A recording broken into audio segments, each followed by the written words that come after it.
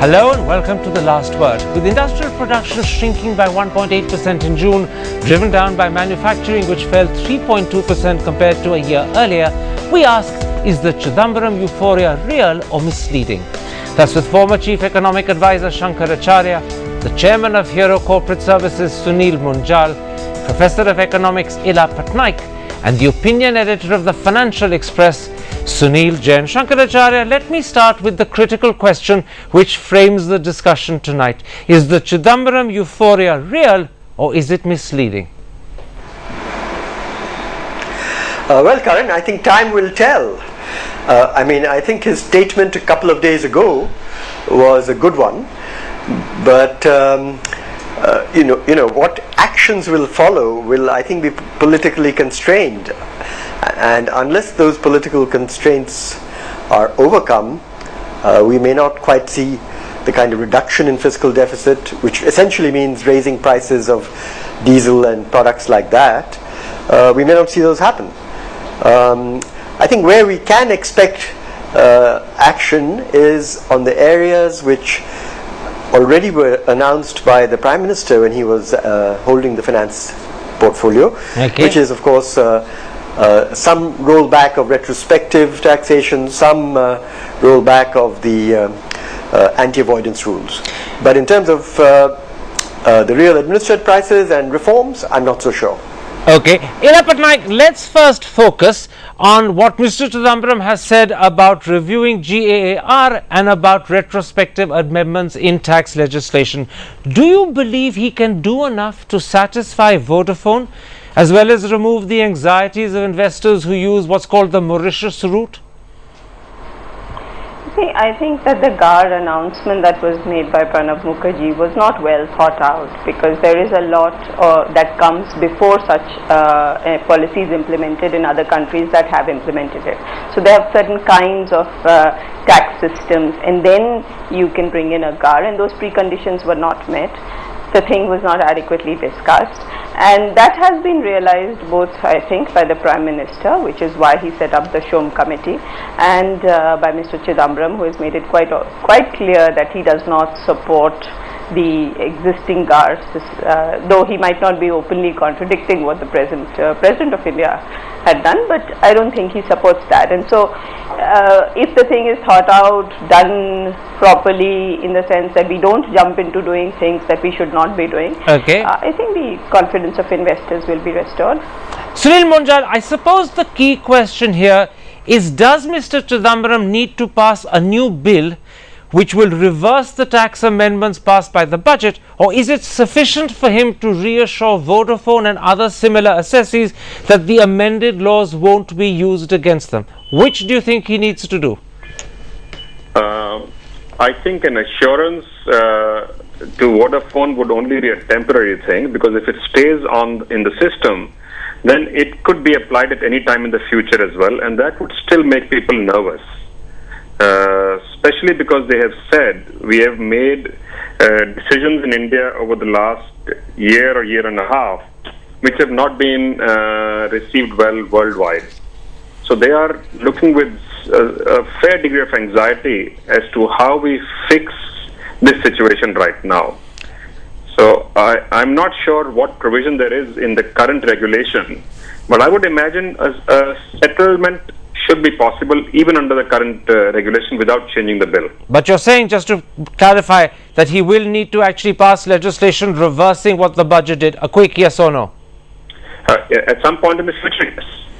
Sunil Jain, I suppose the wider attempt that Mr. Chidambaram is making is to revive investor confidence and restore animal spirits, to use the Prime Minister's language. And that in turn means pushing through stalled reforms.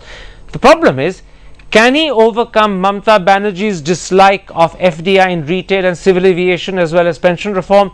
Can he overcome the BJP's insistence on not going beyond the Parliamentary Standing Committee's recommendations on pension, banking, insurance? And can he overcome the fact that GST needs a constitutional amendment? Because all of those were hurdles for Pranab Mukherjee. Will they suddenly disappear for P. Chidambaram?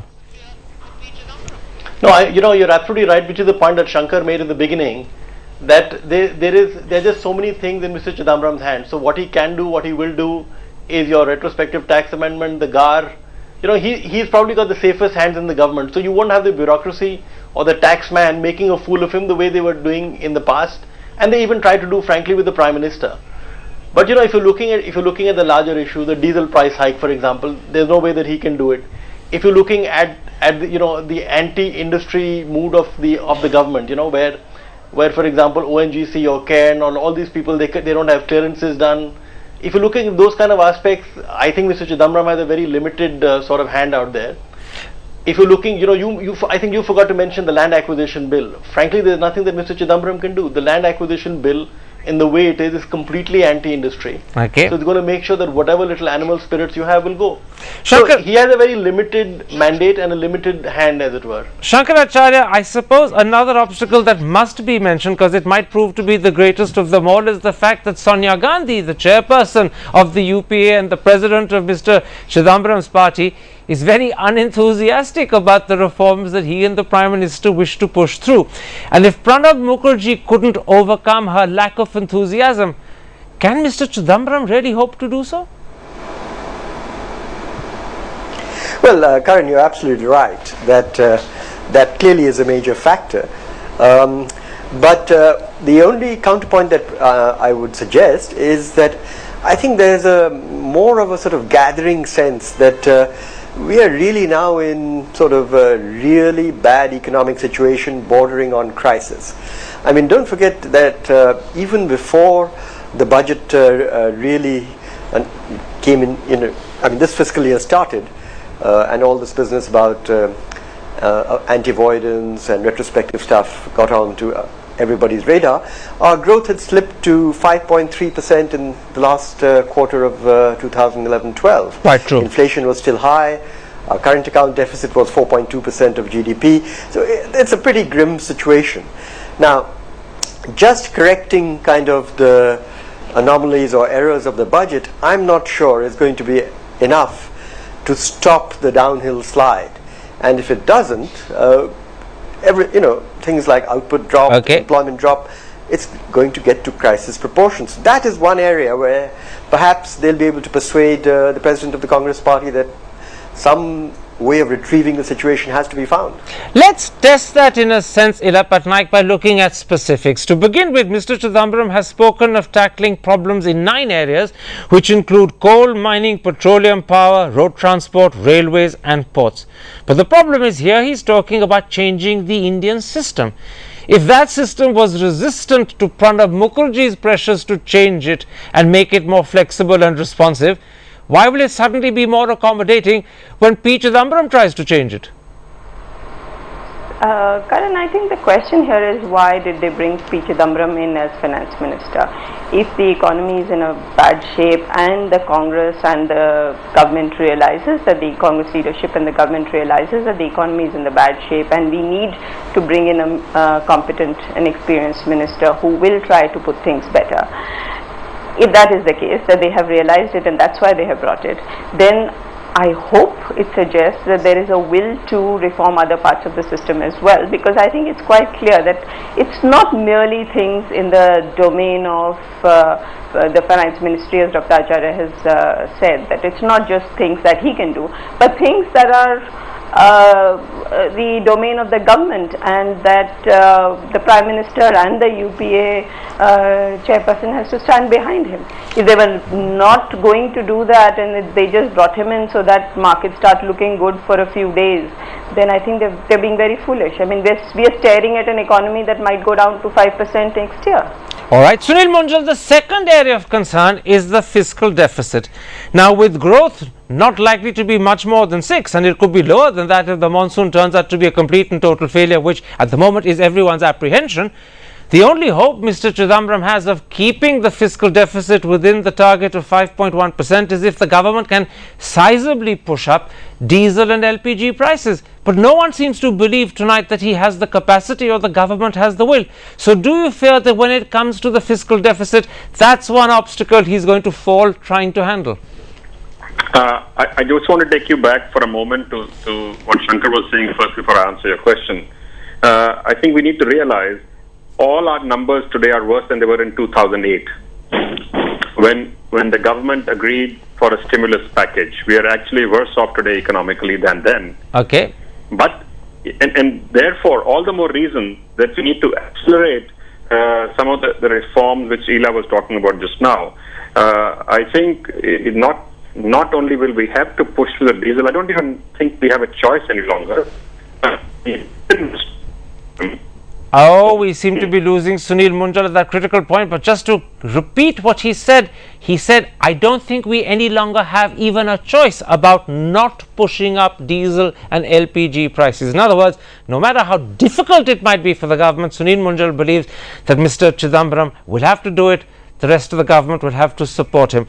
Now, very quickly, Sunil Jain, the other problem that Mr. Chidambaram faces is inflation. It's staying stubbornly above 7%. What wand can Mr. Chidambaram suddenly wave that will bring it down? And if the real problems are supply side constraints, then those aren't easy or quick to resolve.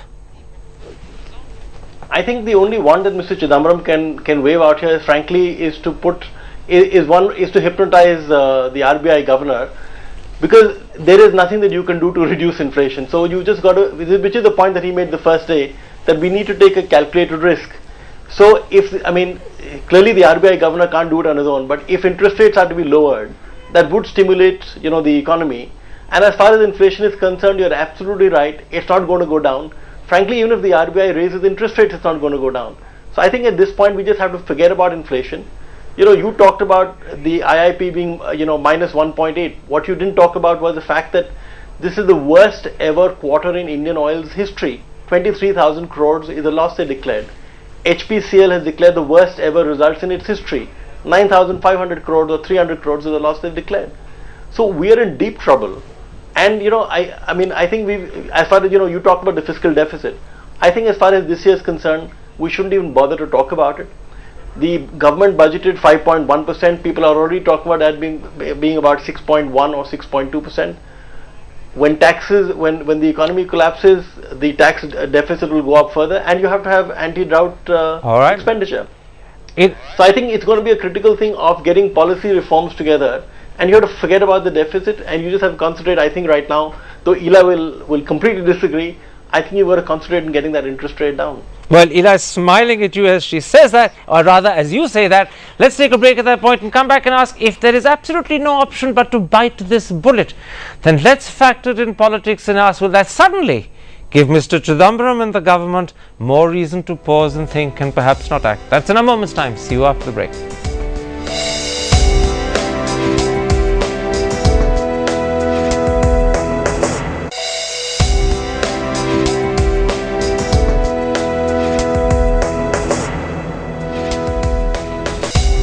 Welcome back to The Last Word. Is the Chidambaram euphoria real or misleading? Shankaracharya, let's now factor in the wider politics within which the finance minister has to operate. The key question is, with elections less than 2 years away, how much of a window does he have to push through the reforms which he's committed to, but which have been stalled for years? Usually, significant reforms happen in the first years of a government. We're into the last dying spell of this one. Well, Karan, you're absolutely right, but we are now in a situation where if you do nothing or you continue to do nothing, then the economy is just going to get worse and worse in every dimension, as I sort of mentioned earlier. I just want to pick up on one thing that Sunil said about RBI reducing interest rates and that being some sort of a magic wand.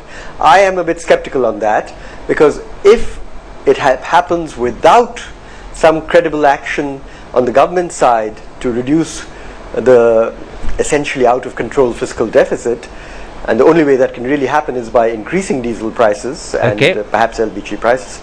If that doesn't happen, what you really mean is that the government is going to do a lot more borrowing.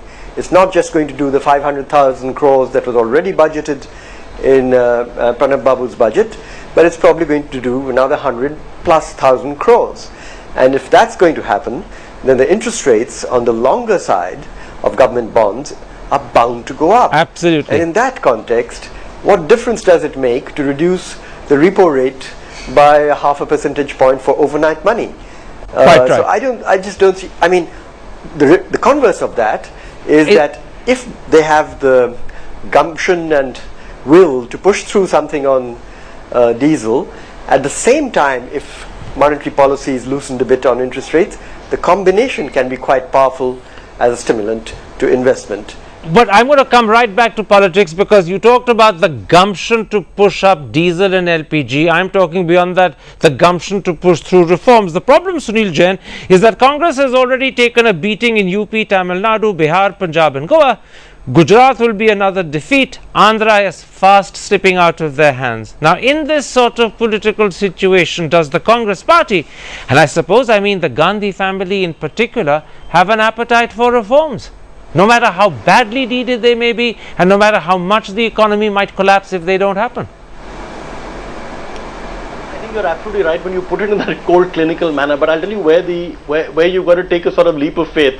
Otherwise we shouldn't even be having this discussion here right now. In the years when the economy was doing well, are the years when the Congress party got to spend the most money on subsidies.